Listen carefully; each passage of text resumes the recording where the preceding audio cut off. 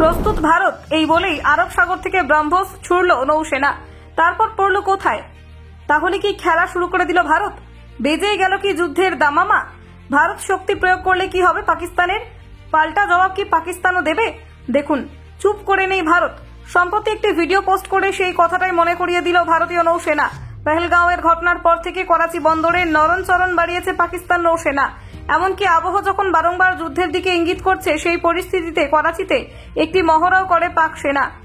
Pine lab, onto আর্থের মতো বেশ কিছু সংস্থার উপগ্রহ চিত্র থেকে সেটা স্পষ্ট। এই উপগ্রহ চিত্রগুলো বিশ্লেষণ করে সেনা কর্তারা দেখেছেন পাক জলসীমায় যুদ্ধজাহাজের আনাগোনা হঠাৎ করে বেড়ে গিয়েছে, বিশেষত আরব সাগরে।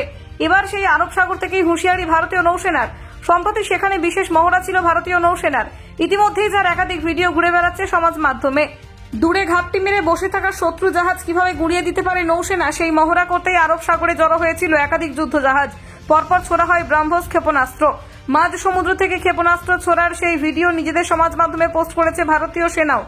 পাশাপাশি তারা লিখেছে, ভারতীয় নৌসেনার যুদ্ধজাহাজগুলি নিয়ে বহুদূর পর্যন্ত কিভাবে শত্রু নিধন করে, সেই নিয়েই ছিল মহড়া। এমনকি এই মহড়া আমাদের প্রস্তুতিকেও সুনিশ্চিত করেছে। পাশাপাশি যুদ্ধের জন্য যে নৌসেনা প্রস্তুত, সেই ইঙ্গিতটা দিয়ে তাদের সংযোজন। ভারতীয় নৌসেনা যে কোনো সময় যে কোনো জায়গায় ভারতের সামুদ্রিক স্বার্থ নিরাপত্তাকে রক্ষা করতে তৈরি।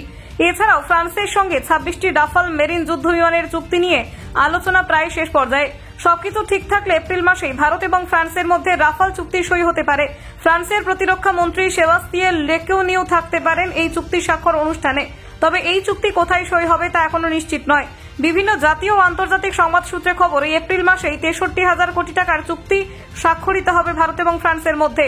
প্রতিরক্ষা মন্ত্রকের এক সূত্রের দাবি, সাউথ ব্লকে প্রতিরক্ষা মন্ত্রকের সদর দফতরের সামনে দুই দেশের প্রতিনিধিদের উপস্থিতিতে চুক্তি সই হবে। এই চুক্তি উপলক্ষে ভারতে আসতে পারেন ফ্রান্সের প্রতিরক্ষা মন্ত্রী। তবে ভারত বর্তমানে শুধু আমদানি নয়, এবার প্রতিরক্ষা ক্ষেত্রে রফতানিতে রেকর্ড গড়ল ভারত।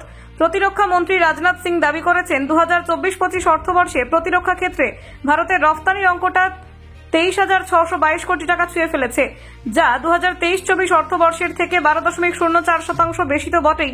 সেই সঙ্গে ইতিহাসে কখনো প্রতিরক্ষা ক্ষেত্রে ভারতের রফতানির অঙ্কটা এরকম স্তরে পৌঁছায়নি। প্রতিরক্ষা মন্ত্রকের তরফে জানানো হয়েছে, গত অর্থবর্ষে রাষ্ট্রায়ত্ত সংস্থাগুলির রফতানি বেড়েছে 42.85%। আর সেটা থেকেই প্রমাণ মিলেছে যে বিশ্ব বাজারে ভারতীয় সামগ্রীর গ্রহণযোগ্যতা ক্রমশ বৃদ্ধি পাচ্ছে। সেই সঙ্গে বিশ্বের অন্যান্য প্রতিরক্ষা সরঞ্জাম রফতানিকারী দেশগুলির সঙ্গে ভারত যে কাঁধে কাঁধ মিলিয়ে লড়ছে, সেটারও প্রমাণ মিলেছে বলে প্রতিরক্ষা মন্ত্রকের তরফে দাবি করা হয়েছে।